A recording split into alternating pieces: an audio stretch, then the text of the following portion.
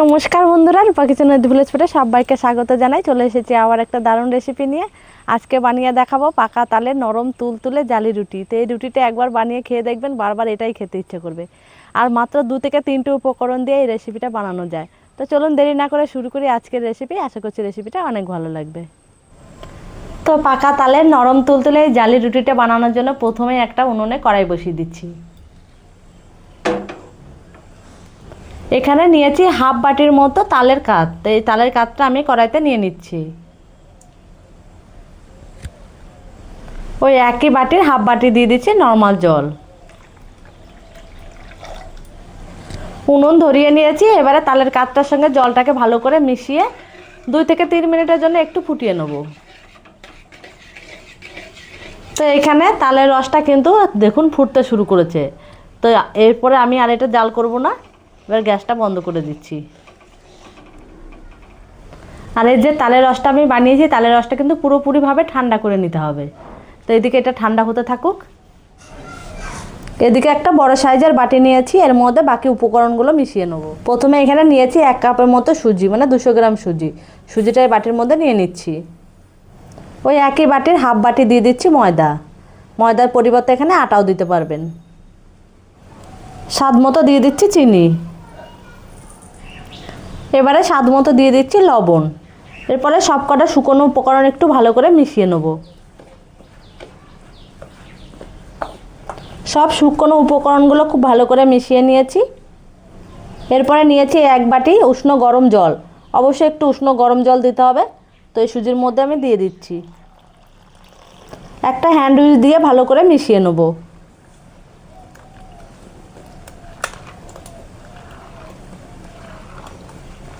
খুব ভালো করে মিশিয়ে নিয়েছি।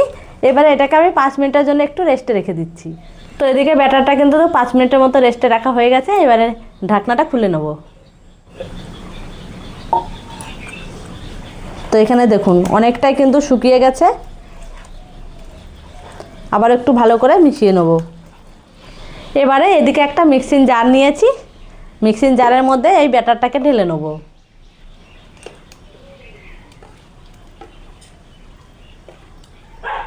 মিক্সিং জারে ঢাকনা লাগিয়ে আমি ব্যাটারটাকে একটু ঘুরিয়ে নেব।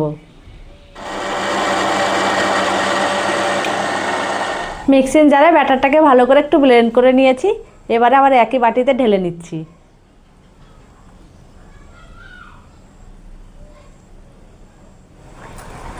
ব্যাটারটাকে বাটির মধ্যে ঢেলে আবারও ভালো করে একটু ফেটিয়ে নেব। এদিকে দেখুন তালের রসটাও কিন্তু অনেকটাই ঠান্ডা হয়ে গেছে। এবারে এখান থেকে আমি তালের রসটা নিয়ে নেব। তো আমি হাতায় করে 1 হাতার মতো নিয়েছি। এইভাবে হাতায় করে অল্প অল্প করে দেবো আর মিশাতে থাকবো। একবারে দেওয়া যাবে না, তাহলে কিন্তু পাতলাটা বোঝা যাবে না যে কতটা পরিমাণে আমার ব্যাটারটা হলো। তো দেখুন একটু মিশিয়ে নিচ্ছি।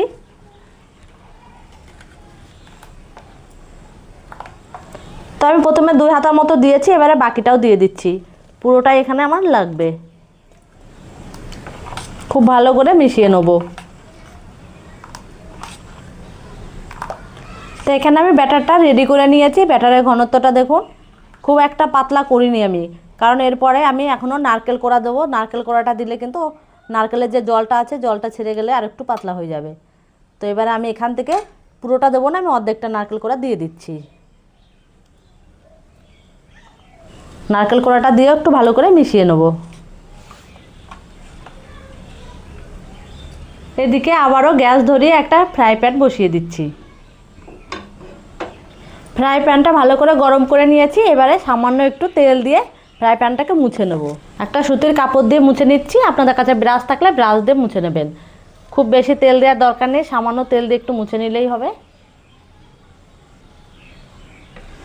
তো এদিকে আমার পুরোপুরি ভাজার জন্য রেডি হয়ে গেছে। ব্যাটারটা যখনই ভাজতে যাব তার আগে কিন্তু ব্যাটারটা এইভাবে একটু হাতায় করে ঘুরিয়ে নিতে হবে।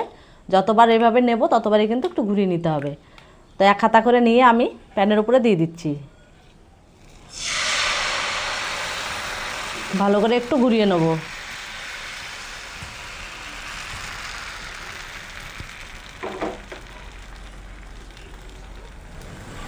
প্যানের উপরে ব্যাটার ঢেলে 2 থেকে 3 মিনিটের মতো মাঝারি আঁচে একটু জাল করে নিতে হবে। তো এখানে দেখুন 2-3 মিনিট জাল করার পরে কিন্তু একা একাই উঠে চলে আসছে। তো এই দেখুন কতটা সুন্দরভাবে উঠে আসছে, আর দেখুন উল্টো দিকটা কত সুন্দর জালিদার হয়েছে। তো দুদিকটাই উল্টে পাল্টে আমি সুন্দর করে একটা কালার করে ভেজে নিয়েছি। তো এবারে একটা প্লেটে তুলে নিচ্ছি। তো একটাতে আপনাদের ভেজে দেখালাম, একইভাবে বাকিগুলো ভেজে নিচ্ছি।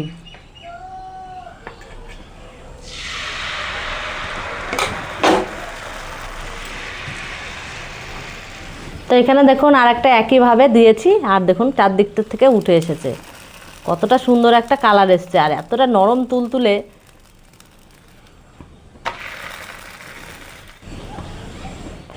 একইভাবে আবারও আর একটা নামিয়ে নিলাম।